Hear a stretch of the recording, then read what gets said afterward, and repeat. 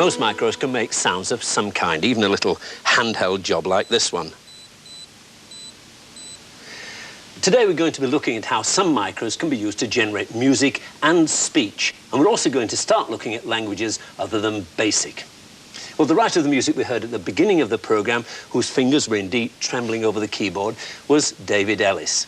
Well, you were making some fairly sophisticated sounds there, but let's start with a simple sound on this machine. Yeah, sure. Well, firstly, let's actually think about what makes a simple sound. You've got three things, really, to consider. Firstly, there's the pitch, how high or low the sound is. Then there's the duration, how long the sound actually goes on for. And then there's the volume, how loud it is. Now, on the BBC microcomputer, we've got a command called sound, and this enables us to assemble the ingredients to make a simple sound. Well, first of all, we have to think about which channel of sound we want to use, because the BBC Micro actually produces 4 sounds through 4 channels, because there's a sound chip buried deep beneath the cover of the machine, which is beavering away producing these 4 sounds. So first of all, let's go for channel number 1. They're numbered 0 to 3. That's right, yes. Next we come to the volume. Well, the volume can be from -15 up to 0. -15 is, in fact, the loudest. It's a bit unfriendly, but you get used to it. Makes some sense. That's right. Well, we put in -15 there anyway. Then we come to the pitch. Well, I'm going to put in the value of 4, and 4, in fact, is middle C, halfway up the average piano. Next we come to the duration. Well, I'm going to put in 20, which is a sort of reasonably short length. And then when I hit return, we'll hear the sound. It's a long way from being music. Yes, it's pretty boring. The point is, if you're writing a simple little tune, a tune is actually made up of sounds of different pitches and different durations strung together in what you hope is a reasonably interesting way. So let's do something like that. In fact, what we're going to do is write a program which will change just one of the parameters in the sound command, in fact, pitch. So I'm going to write a simple 4-next loop going from 0 up to 200. And they're going to go up in steps of 4. And that means that the sound that you actually hear will go up in steps of semitones, i.e. producing a chromatic scale. That's rather like going through all the keys on a piano, including the black notes. Absolutely right. OK, so on the next line, we then put in our sound command, and we go sound 1, the same channel, the same volume. Then we put in the name of the variable, pitch, and finally the duration. And I've selected 2, which is so it can be nice and short. And then finally, on the last line, we put next pitch, just to complete the loop. And then we can run it.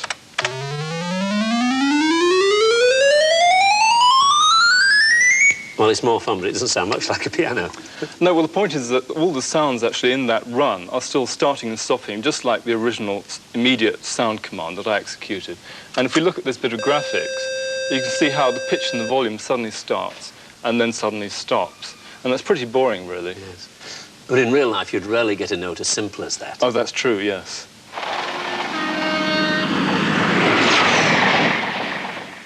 Well, we can look at that train again on some graphics I've got. I think this is a 440 from Paddington coming along. And you can see that as the train comes near the man, the volume builds up to a peak. That's the bottom line. That's right.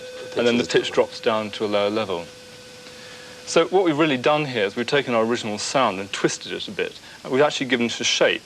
We've gone from the rectangular shape of starting and stopping to something which is nice and smooth with a sort of bell shape to it. So the question is, how do we actually do that? Well, if you actually look in the program that we use to generate those graphics, we can see that there's this command called envelope here. And this is the second command in BBC Basic for making sounds. Now, it's a bit more complicated than the sound command because we've got 14 parameters that make it up. And those 14 parameters actually generate the shapes of the pitch and the volume of the particular sounds that we've been looking at. And we call those shapes envelopes. It looks a very complex command. It's a bit tricky to use because you've got to work out all those parameters. What you can do is use the utility program which works those numbers out for you, or at least you hope it will. Now, I've got another little program which I can demonstrate to you which actually turns the BBC microcomputer into a simple little synthesizer using sets of those envelope commands. And what I've done is I put onto the special function keys sets of these 14 envelope commands which will create different sorts of sounds. So, for instance, if I set in that number, I get that sort of sound. That sort of sound with another set of numbers. Just by changing the various 14 parameters. That's right, but we can also go through the parameters one by one and change them. And if, for instance, we increment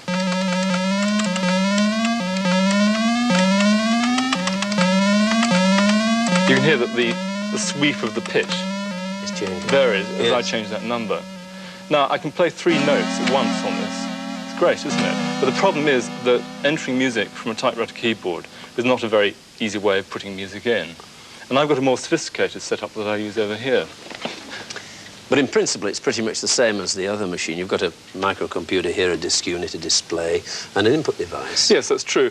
This time you've got some additional hardware, which is really a souped-up version of the sound chip, which produces 16 channels of sound. And the input device this time isn't a typewriter keyboard, but a proper music keyboard. Now, the point about this keyboard is it doesn't actually produce any sounds. What it does do, though, is it produces data, which is sent down the ribbon cable into the computer. And that data corresponds to the notes that are played on the keyboard. So if I play, then I've just sent information into the computer corresponding to that chord. So those are on-off switches, just the same as those are on the keys on the ordinary micro? Yes, that's absolutely right. Now, the point is, if I can actually play a line of music on the keyboard and send that as data into the computer, I can then record that data in the computer's memory. And then I can access that data out of the memory and play it back with an instrument. So we're recording the notes, or numbers, in fact, into the memory, and then we're taking the numbers back out of it, and then putting our envelopes and so on top. So let's just try doing a bit of recording with this.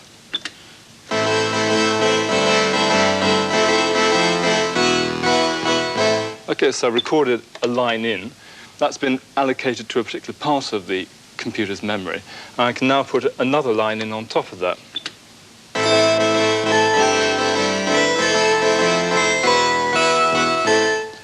And then I can put a third one in on top of that, the tune.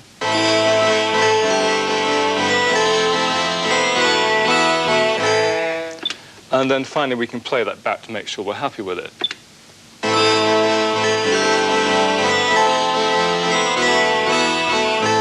That's great. Now, the important thing to remember is that all you've recorded into the computer are numerical representations of the notes played on the keyboard. It's actually rather like having a word processor where you put the text into it, and then you say, OK, I want to print out that text with a different character set on the printer. So I can now take a line of music and play it back out of the memory with a completely different sort of instrument. So let's do something like that.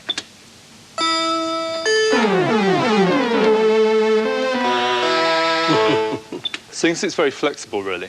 But one of the problems is that not everybody can play a musical keyboard. And if you're having an off day, or if the music's very difficult or it's very fast, you might have a few problems. So what we really want is an alternative means of actually inputting the musical data in the first place. And one way of doing it is using numbers, the sort of things we were doing with the sound command. And I've got here an additional bit of hardware and some software, which enables us to do things along these lines. In fact, what we've got is a box which produces 8 channels of sound rather than 4, and it also produces a further channel which contains 7 different percussion sounds. And it's being fed with data along this ribbon cable from the same computer. So let's build ourselves a simple little drum pattern. Well, here we see on the screen that for the pattern we've got 16 steps, and these steps represent the drum beats that we can put into a drum pattern. Then along the top, we've got the actual drum sounds themselves. And as I build up a drum pattern, you'll be able to hear what they sound like. Now, where I actually want a drum sound to occur, I put an X. And I hope I get the X in the right place. Now, I just put in the bass drum. I'm now going to put in some snare. OK, so it's gradually getting there. Now I'm going to put in some closed hi-hat on alternate beats. And next, I'm going to put in some cymbals here. And finally, I'm going to put in an extravagant tom-tom roll. OK, and now we can listen to it. The point is you can take one pattern and then chain it to another pattern and so on, and build up an ever-changing drum bass for your piece of music, which is great fun, really. Well, the other thing you can do also is to actually put in your notes in the form of numbers. So let's put in a piece of music that I've already put the numbers and also the percussion track in, so we'll get both the pitch parts and the percussion out of.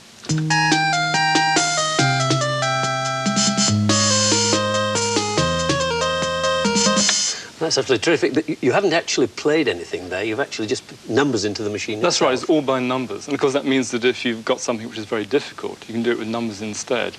I see, yes. And so far we haven't produced any music notation at all. That's true. Well, I've got another program which I can load up. So if I just load that, if you look at the screen, you can see we've now got 2 staves on it. And when I play the keyboard, the music played on the keyboard will then actually appear on the screen as real musical notation. So when I press the space bar, I'm given a metronome which I have to play along with.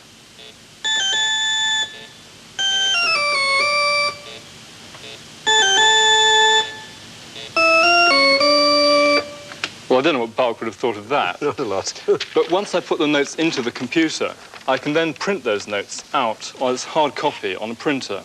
And if you made a mistake when you were playing it in, would you have to replay it before you could correct it? No, you wouldn't. You could just tell the computer to go to the part of the notes that you've entered where you made the mistake, and then you can edit it using part of the program called the music editor. In fact, over here, we've got a slightly more sophisticated music editor, which allows us not just to enter and edit one part of music, but in fact 3 pitch parts and a percussion part as well. Let's have a listen to it.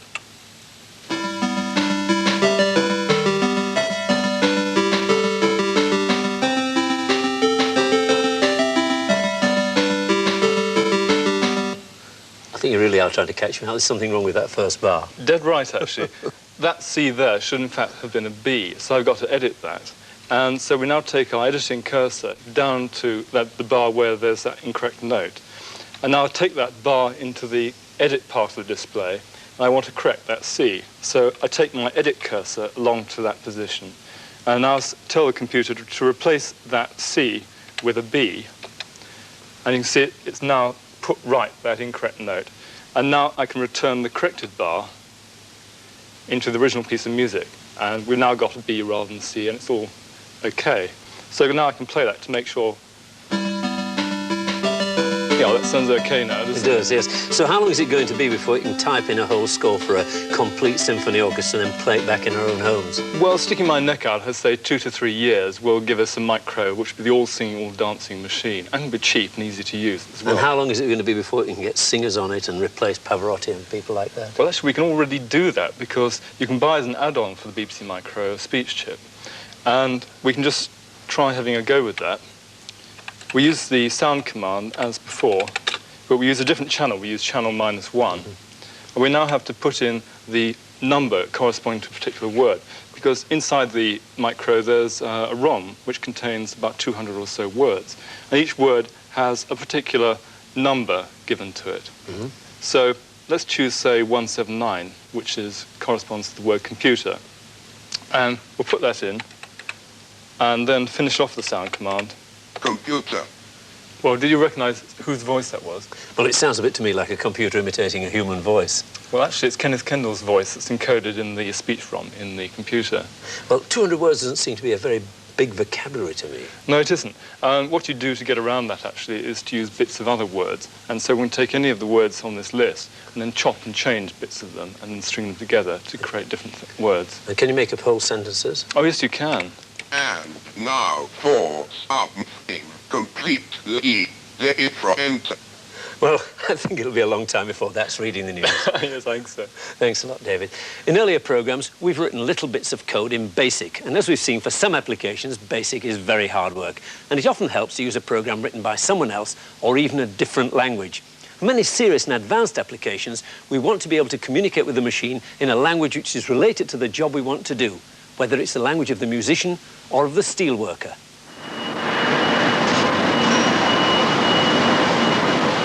At the Scunthorpe Rod Mill, the rolling of steel is a continuous 24-hour process. Red-hot steel billets are rolled out into rods, then looped and coiled, ready to be made into anything from barbed wire fencing to supermarket trolleys. The mill is computer-controlled, but with the rod moving at about 20 miles an hour, it still needs men to try to prevent the steel jumping out of its guide and causing what's known in the trade as a cobble. However, things do go wrong, and this causes particular problems at night when an engineer might not always be on hand to sort things out quickly. So they've installed an ordinary commercial micro to help diagnose faults. It's using what's called an expert system, which can be used by any inexperienced operator. The program contains a set of rules defined by an expert, in this case the steel mill computer engineer. In the middle of the night, when he's not there, the operator can call upon this system, which communicates with him in the language of the steelworks. The program asks him questions about the state of various pieces of equipment at the time when the fault occurred. And depending on the answers, it follows a particular line of investigation until the probable faults are identified.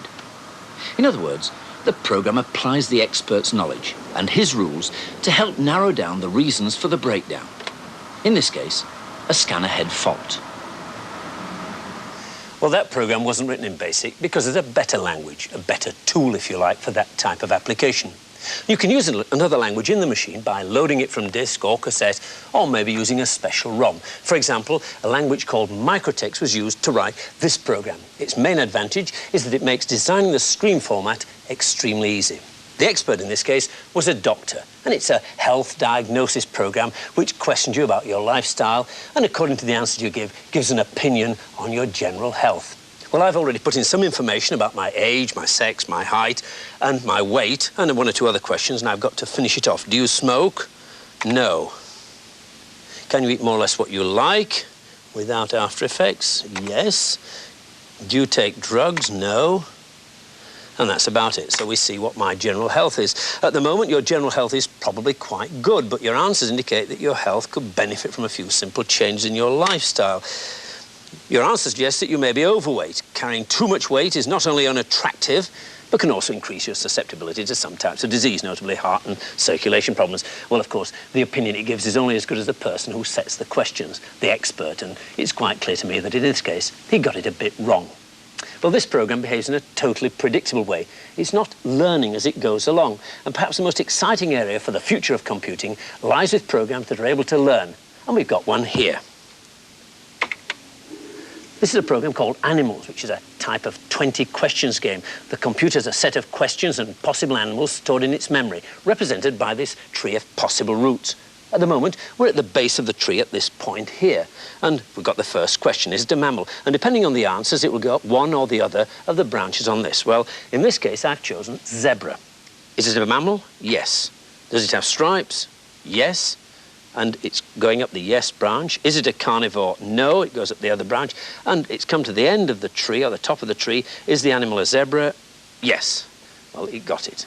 But the most interesting part of this is when it gets up to the top of the tree and it hasn't got the answer that you've predicted. So I'm going to play it once more, and this time I'm going to choose a robin. Is it a mammal? No, and it goes up the other branch. Is it a bird? Yes. Does it fly? Yes. And it's gone right to the end, or the top of the tree there. Is the animal a duck? And it's only got one flying bird, and it's not a duck. No. Well, it gives up. What is your animal?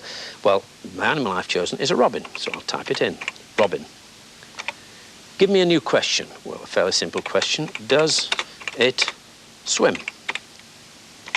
What would the correct answer be for a robin? Well, at this point, we're right up at the top of the tree at this point here. And what we're going to do is to replace this end point with a new question. And the question is, does it swim? And as I hit that, two new branches come up, one of which will be robin, and the other one will be the duck. So I can try it again. Do we want to play again? Yes. Is it a mammal? No. Is it a bird? Yes. Does it fly? Yes. Does it swim? And we're right at that point there. No. And there it is. Is the animal a robin? Yes. I got it. Want to play again. Well, of course, this program's very limited because it can only go further and further into the tree. It can't use two answers to infer a third, for example. For that, it would be better to use a more sophisticated artificial intelligence language. But it's not only possible to teach the computer new facts, but also a complete sequence of tasks. Our researcher, Catherine Robbins, has been using an artificial intelligence language to talk to a robot. Base. No. This robot arm is being controlled by a high-level language which recognizes spoken instructions corresponding to the various parts of the arm. Its wrist, its shoulder, its elbow, and so on. Elbow. Hand. Before I can actually get the arm to move by using these instructions, I've got to teach the computer to recognize the pattern of my voice for each of the keywords which I'm going to use. Wrist. Well, now that the machine has learnt to recognize the sound of my voice, I'm going to train the arm to pick up a beaker. The instructions I give the machine will be stored as a single routine. Shoulder. Yes. I can use each instruction to make the arm move a precise amount in any direction I want. Elbow. Yes. Eventually, I finish giving it all the commands necessary to make it complete a routine. In this case, that's reaching over, bending down, and picking up the beaker. Quit. Yes. Once the routine is completed, the arm is then reset. Well, having taught the machine a routine, I can now call up the sequence whenever I like. In this particular sequence, we've called beaker for the sake of argument. So we'll see whether it works. Beaker. And away it goes and starts to work.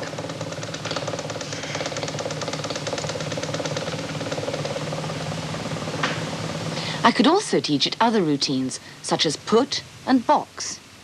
Then it would only be a step away from understanding a complete sentence. Put beaker in box. Well, that's a very nervous-looking robot. Next week, we'll be getting our own robot, the BBC Buggy, to appear to do intelligent things. And we're looking at how we can link the computer to the real world, sensing what's going on and controlling equipment. Is that all it does? Well, see you next week.